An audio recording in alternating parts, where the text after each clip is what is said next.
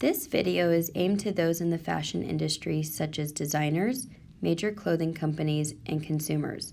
The fashion industry often faces issues with plagiarism accusations, so our goal with this video is to present what the issue is and how it can be prevented and dealt with.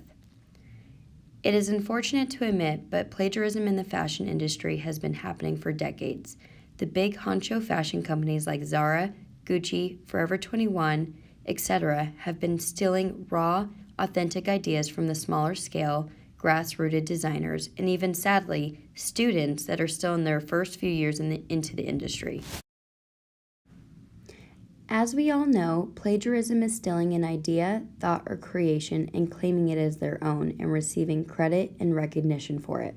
The main issue that we notice is big designer companies start to lose their creative juices, need some inspiration to spin off from, and decide to steal from the little guys' thoughts and masterpieces.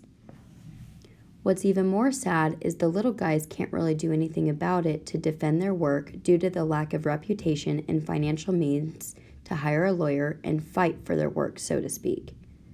However, the upside to all of this unethical behavior is that in today's world, due to social media and word-of-mouth communication, unjust behavior is brought to the light and shared and commented about very quickly.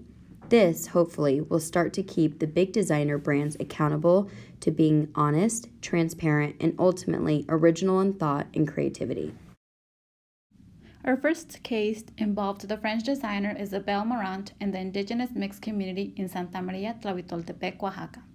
The indigenous community took action against Marant after a dress in her 2015 Etoile collection showed a striking resemblance to their traditional blouse. The community stated that the designer committed plagiarism because her dress contained graphical elements specific to the Tlahuitoltepec blouse. The dress observed here was the design in question. There were several actions surrounding this case. The mixed community issued an official declaration calling for the French designer, pictured bottom right, to recognize the imitation of the traditional pattern seen on the image top right and to remove the dress from the collection. However, the incident grew and gathered large attention. Before the District Court of Paris, Marant presented submissions which expressly pointed out that the design came from the village of Santa Maria Tlahuitoltepec. And after tracing the true origin of the clothes, she did not claim to be the author of the tunic and the designs. She also pulled the dress from sale. The story, however, later took a strange turn. Designer Antique Boutique claimed to own the copyright to the design and accused Marant of copying them. In December of 2015, a French court ruled that neither Isabel nor Antique could copyright the shirts because they were a cultural artifact of the mixed people. Similarly, Oaxaca's Congress declared the mixed community's traditional designs and language as intangible cultural heritage per UNESCO guidelines. This protection is not legally binding, but it does recognize their uniqueness and origins to the mixed culture. This whole issue relates to equity and diversity in that cultural appropriation comes up often in the fashion industry. It is always a debate about where inspiration ends and plagiarism begins. Even though inspiration from various sources is part of any design process, cultural appropriation is specifically about a power imbalance with a dominant group taking from a marginalized group. Thus, the impact of Oaxaca's declaration will depend on the ongoing engagement of the mixed community. The mixed unique designs are their intellectual property, and in an ideal world, they should have the right to economically benefit from them.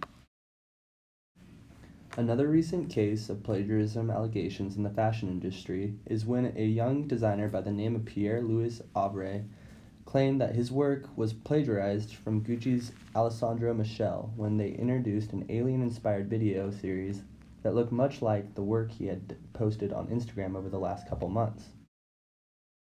The young designer was upset to see this large company had plagiarized his work by stating, "Young creatives struggle enough with big companies shamelessly stealing from them."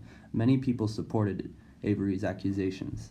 Alessandro Michel quickly denied all allegations against Gucci, stating that Gucci's campaigns take a long time to create and that he had never seen Avery's work before. He went on to say that he got his inspiration from famous movies that featured aliens such as Star Trek and Star Wars. In a statement, Avery said, "Fashion has some really ugly sides, and what happened to me is very sad, but I'm conscious that some companies have done even worse things to plenty of other young artists. But it doesn't mean it should be normalized. Instagram and social medias are great promotional tools for us. I just wish these companies would not use them to steal our ideas.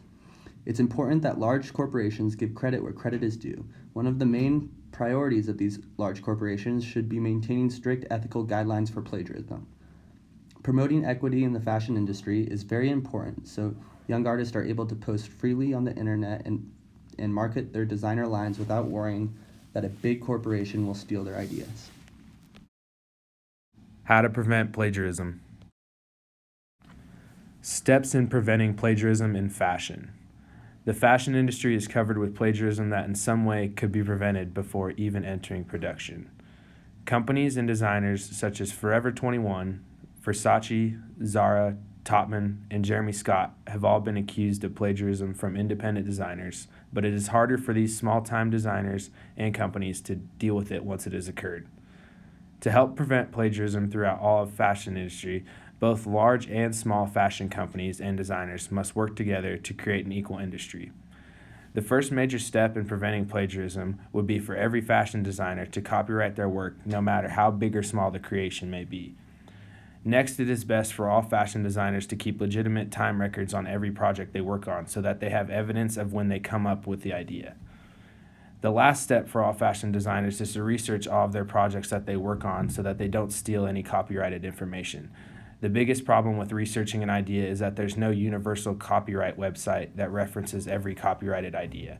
I believe the creation of an online reference built specifically for fashion designers will help prevent a large amount of plagiarism that's used in the fashion industry. Now I will be discussing how to deal with plagiarism once it has already occurred and the proper measures one should take to defend the case.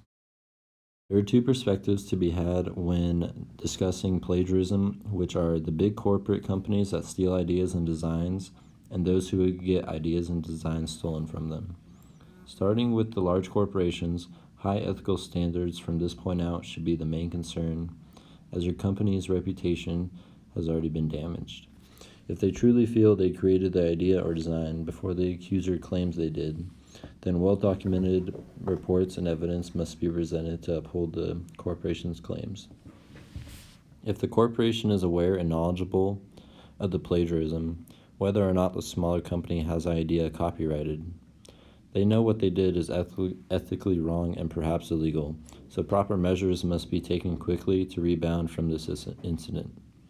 First and foremost, good public relations must be had immediately to address the issue in hopes of winning back most of the trust from the industry and customers. This must be done across every medium possible, including social media, email, etc. Now to speak on the side of the smaller company or person who believes a corporation infringed and copied their design, they are naturally at a much less defendable position than the accused. Again, documentation and a proper defense, including their dates of creation for the ideas and plans for said ideas, must be present in order to propose a copyright claim. If the smaller company or person can afford any professional legal help to defend their case, that would be ideal, as they are at a severe disadvantage against billion-dollar corporations. In the fashion industry, equity is obviously not the main concern, as we have seen in the Gucci case, with the power distances between the independent designers and fashion giants. Overall, be aware that plagiarism is a major issue in the fashion industry. Often, major retail companies and designers like yourself fall into the turmoil. Even though sometimes accusations lead nowhere, have no standing, or are false, there are times when the intent to copy was always there, as well as times when it may have been only a coincidence. Therefore, as a responsible individual, do your part in being ethically responsible with your work and that of others. We thank you for watching and hope this video served its purpose.